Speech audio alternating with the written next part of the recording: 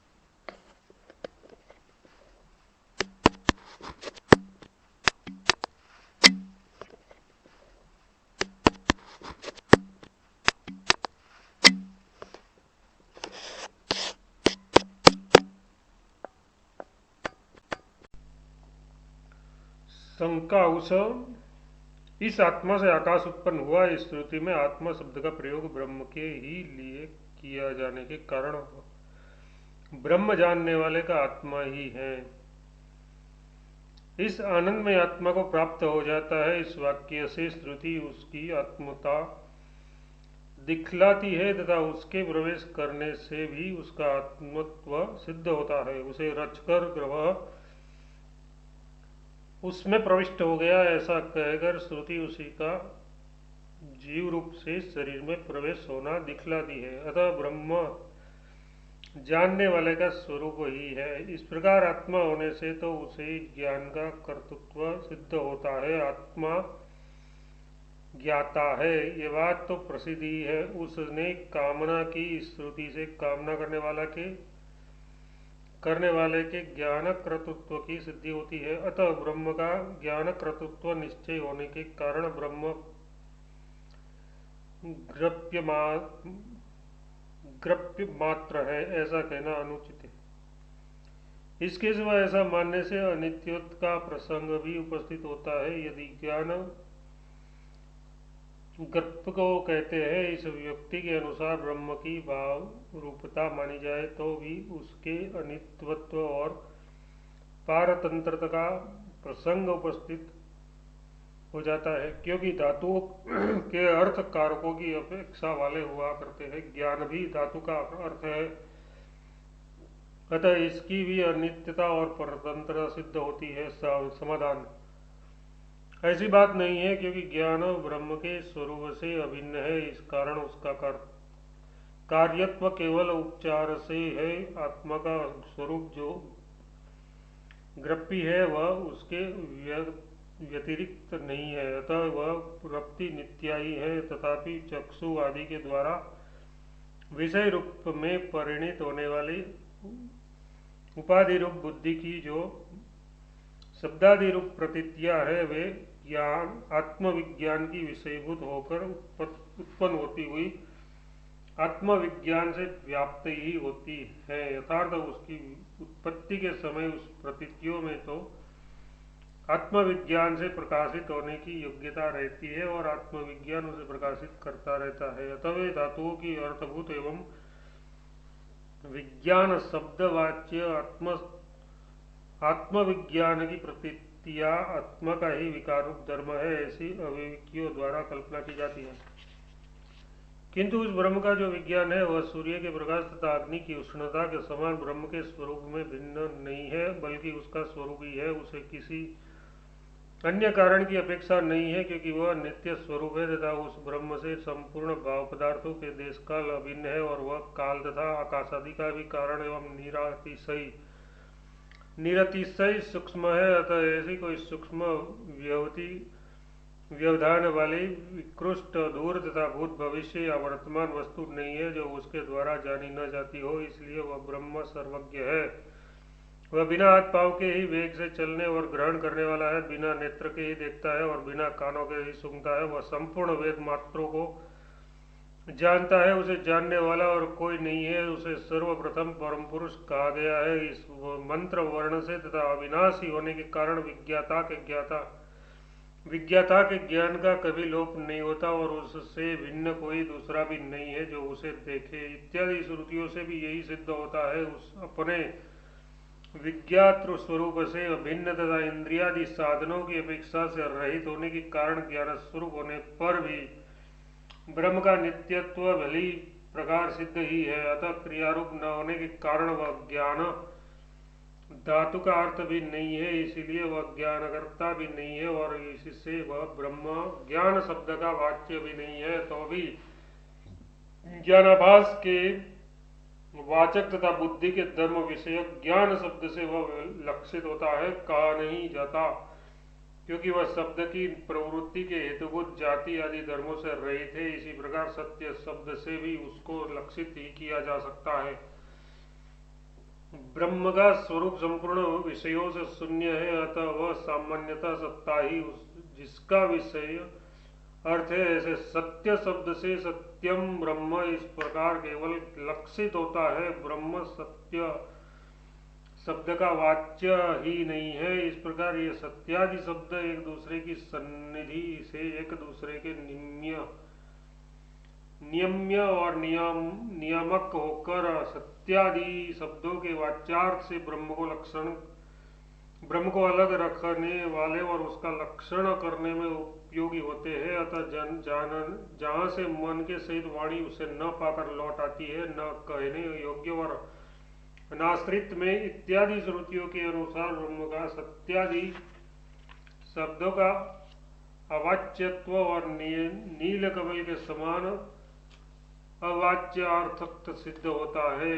उपयुक्त प्रकार से व्याख्या किए हुए उस ब्रह्म को जो पुरुष गुहा में निहित छिपा हुआ जानता है, संवरण यथार्थ आच्छादन अर्थ वाले गुह धातु से गुहा शब्द निष्पन्न होता है। इस गुहा में ज्ञान, ज्ञेय और ज्ञातृ पदार्थ निगूढ़ छिपे हुए हैं, इसीलिए गुहा बुद्धि का नाम है तथा उसमें भोग और अपवर्ग ये पुरुषार्थ निगूढ़ अवस्था में स्थित है। अतः गुहा है उसके भीतर परम प्रकृष्ट व्योम आकाश में अर्थात अव्याकृताकाश में, क्योंकि हे गार्गी निश्चय इस अक्षर में ही आकाश ओतप्रोत है। इस श्रुति के अनुसार अक्षर की सन्निधि में होने से वह ये अव्याकृत आकाश ही परमाकाश है तथा अथवा गोहायम व्योमी, इस प्रकार इन दोनों पदों का समानाधिकरण्य होने के कारण आकाश को ही गुहा कहा गया है, क्योंकि सबका कारण और सूक्ष्मतर होने के कारण उनमें से भी तीनों कालों में सारे पदार्थ छिपे हुए हैं। इसी के भीतर ब्रह्म भी स्थित है। परंतु युक्त तो यही है कि हृदयाकाश ही परमाकाश है, क्योंकि इस आकाश को विज्ञानांग यानी उपासना के अंग रूप से बतलाना यहाँ इष्ट है। जो आकाश इस शरीर संज्ञक पुरुष से बाहर है, जो आकाश इस पुरुष के भीतर है, जो ये आकाश हृदय के भीतर है। इस प्रकार एक अन्य श्रुति से हृदयाकाश का परम तत्व सिद्ध है। उस हृदयाकाश में जो बुद्धि रूप गुहा है उसमें ब्रह्म निहित है, यथार्थ उस बुद्धि वृत्ति से वह व्यावृत पृथक रूप से स्पष्टता उपलब्ध होता है। अन्यथा ब्रह्म का किसी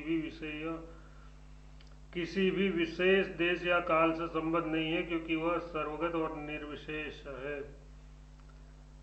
वह इस प्रकार ब्रह्म को जानने वाला क्या करता है, इस पर श्रुति कहती है वह संपूर्ण यथार्थ निशेष कामनाओं को यानी इच्छित भोगों को प्राप्त कर लेता है, यथार्थ उन्हें भोगता है। तो क्या वह तुम्हारे समान पुत्र एवं स्वर्ग आदि भोगों को क्रम से भोगता है? इस पर श्रुति कहती है नहीं, उसे एक साथ भोगता है। वह एक ही क्षण में बुद्धिवृत्ति पर आरूढ़ हुए संपूर्ण भोगों को सूर्य के प्रकाश के समान नित्य तथा ब्रह्म स्वरूप में अभिन्न एक ही उपलब्धि के द्वारा जिसका हमने स्वयं ज्ञानवंत्यम ऐसा निरूपण किया है, भोगता है।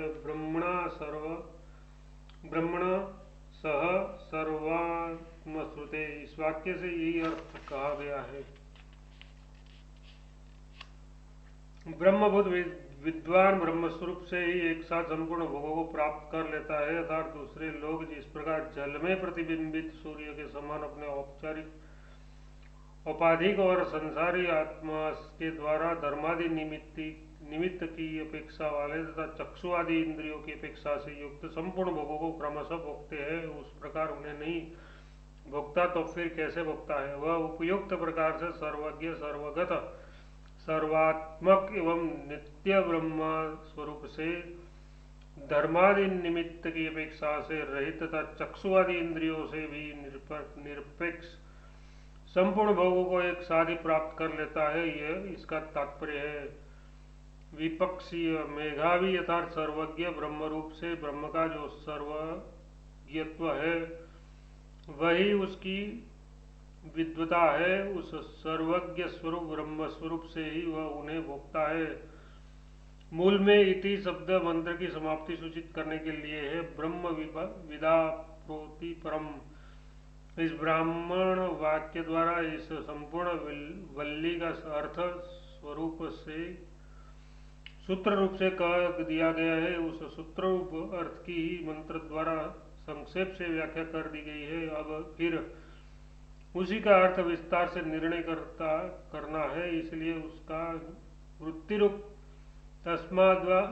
तस्मात् इत्यादि आगे का ग्रंथ आरंभ किया जाता है।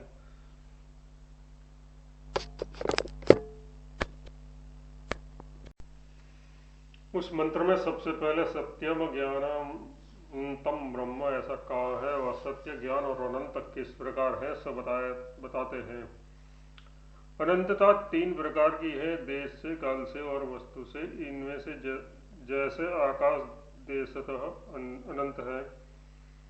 उसका देश से परिच्छेद नहीं है, किंतु काल से और वस्तु से आकाश की अनंतता नहीं है। क्यों नहीं है? क्योंकि वह कार्य है।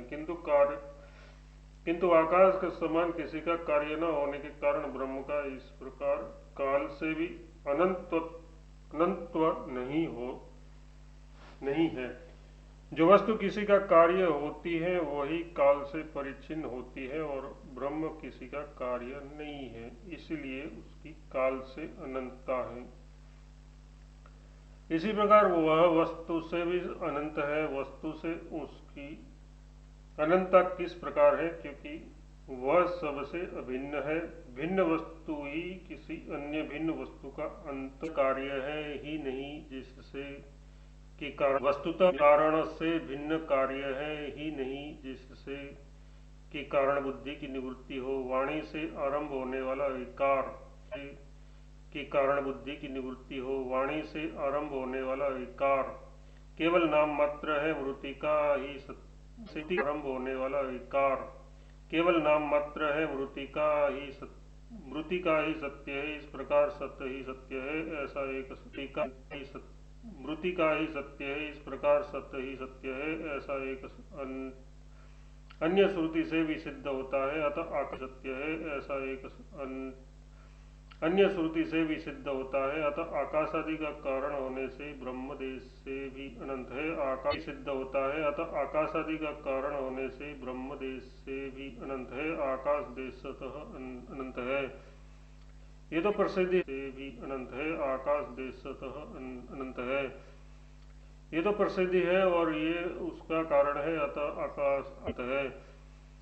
ये तो प्रसिद्धि है और ये उसका कारण है। अतः आकाश आत्मा का देशतः अनंत सिद्ध ही है, क्योंकि लोक में सर्वगत वस्तु से कोई सर्वगत वस्तु उत्पन्न होती नहीं देखी जाती, इसलिए आत्मा का देशतः अनंत निरतिशय है, अर्थात उससे बड़ा और कोई नहीं है। इस प्रकार किसी का कार्य न होने के कारण वह कालतः और उससे भिन्न पदार्थ का सर्वथा अभाव होने के कारण वस्तुतः भी अनंत है, इसलिए आत्मा का सबसे बढ़कर सत्यत्व है। मंत्र में तस्मात् उसमें इस पद द्वारा मूल वाक्य में से सूत्र रूप से कहे हुए ब्रह्म पद का परामर्श किया जाता है तथा उसके अनंतर तस्मात् इत्यादि मंत्रवाक्य से भी पूर्व निर्दिष्ट ब्रह्म का ही उल्लेख किया गया है। तात्पर्य यह है कि जिस ब्रह्म का पहले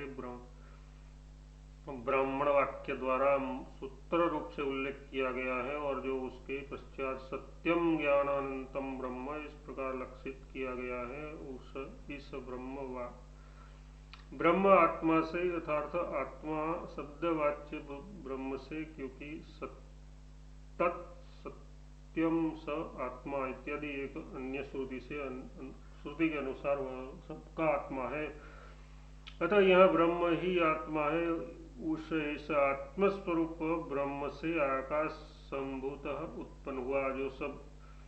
जो शब्द गुण वाला और समस्त अमृत पदार्थों को अवकाश देने वाला है, उसे आकाश कहते हैं। उस आकाश से अपने गुण स्पर्श और अपने पूर्ववर्ती आकाश के गुण शब्द से युक्त दो गुण वाला वायु उत्पन्न हुआ। यहाँ प्रथम वाक्य के संभूतः उत्पन्न हुआ किया इस क्रियापद की सर्वत्र अनुवृत्ति की जाती है। वायु से अपने गुण रूप और पहले दो गुणों के सहित तीन गुण वाला अग्नि उत्पन्न हुआ तथा अग्नि से अपने गुण रस और पहले तीन गुणों के सहित चार गुण वाला जल हुआ और जल से अपने गुण गंध और पहले चार गुणों के सहित पांच गुण वाली पृथ्वी उत्पन्न हुई। पृथ्वी से औषधियां, औषधियों से अन्न और वीर्य रूप में परिणित हुए। अन्न से सिर तथा हाथ पांव रूप आकृति वाला पुरुष उत्पन्न हुआ। वह ये पुरुष अन्न रसमयी यथार्थ अन्न और रस का विकार है। पुरुषाकार से भावित यथार्थ पुरुष के आकार की वासना से युक्त तथा उसके संपूर्ण अंगों से उत्पन्न हुआ तेजो रूप जो शुक्र है वह उसका बीज है। उससे जो उत्पन्न होता है वह भी उसी के समान पुरुषाकारी होता है, क्योंकि सभी जातियों में उत्पन्न होने वाले देहों में पिता के समान आकृति होने का नियम देखा जाता है। शंका सृष्टि में सभी शरीर समान रूप से अन्न और रस के विकार तथा ब्रह्मा के वंश में उत्पन्न हुए हैं, फिर यहाँ पुरुष को ही क्यों ग्रहण किया गया है? समाधान प्रधानता के कारण। शंका उसकी प्रधानता क्या है? समाधान कर्म और ज्ञान का अधिकार ही उसकी प्रधानता है। कर्म और ज्ञान के साधन में समर्थ मतलब उसके फल की इच्छा वाला और उससे उदासीन न होने के कारण पुरुष ही कर्म और ज्ञान का अधिकारी है। पुरुष में ही आत्मा का पूर्णतया आविर्भाव हुआ है, वही प्रकृष्ट ज्ञान से सबसे अधिक संपन्न है। वह जानी बुझी बात कहता है, जाने बुझे पदार्थों को देखता है, वह कल होने वाली बात भी जान सकता है, उसे उत्तम और अधम लोकों का ज्ञान है तथा वह कर्म ज्ञान रूप नश्वर साधन के द्वारा अमर पद की इच्छा करता है। इस प्रकार वह विवेक संपन्न है। उसके सिवा अन्य पशुओं को तो केवल भूख प्यास का ही विशेष ज्ञान होता है। ऐसी एक दूसरी श्रुति देखने से भी पुरुष की प्रधानता सिद्ध होती है। उस पुरुष को ही यहाँ इस बल्ली के विद्या के द्वारा सबकी अपेक्षा अनंतम ब्रह्म के पास ले जाना अभिष्ट है, किंतु उसकी बुद्धि जो ब्रह्माकार विशेष रूप अनात्म पदार्थों में आत्मभाव का विष किए हुए हैं, किसी विशेष अवलंबन के बिना एकाएक सबसे अंतरम प्रत्यगाम संबंधनी तथा निरालंबना की जानी असंभव है। अतः इस दिखलाई देने वाले शरीर रूप आत्मा की समानता की कल्पना से शाखा चंद्र दृष्टान के समान उसका भीतर की ओर प्रवेश कराकर श्रुति कहती है, उसका यह सिर ही सिर है। उस इस अन्न रसमय पुरुष का ये प्रसिद्ध सिर ही सिर है। अगले अनुवाक में प्राणमय आदि सिर रहित कोशों में भी सिरस्व देखा जाने के कारण यहाँ भी यही बात समझी गई जाए। यथार्थ इस अन्नमय कोश को भी वस्तुतः सिर रहित न समझा जाए, इसलिए यह प्रसिद्ध सिर ही उसका सिर है ऐसा कहा जाता है। इस प्रकार पक्षादि के विषय में लगा लेना चाहिए। पूर्वाभिमुख व्यक्ति का ये दक्षिण दिशा की ओर का बाहु दक्षिण पक्ष है, यह वाम बाहु उत्तर पक्ष है तथा ये देह का मध्य भाग अंगों का आत्मा है। जैसा कि मध्य भाग ही इस अंगों का आत्मा है, इस श्रुति से प्रमाणित होता है, और ये जो नाभि से नीचे का अंग है वही पुच्छ प्रतिष्ठित है, उसके द्वारा ये स्थित होता है, इसलिए ये उसकी प्रतिष्ठा है।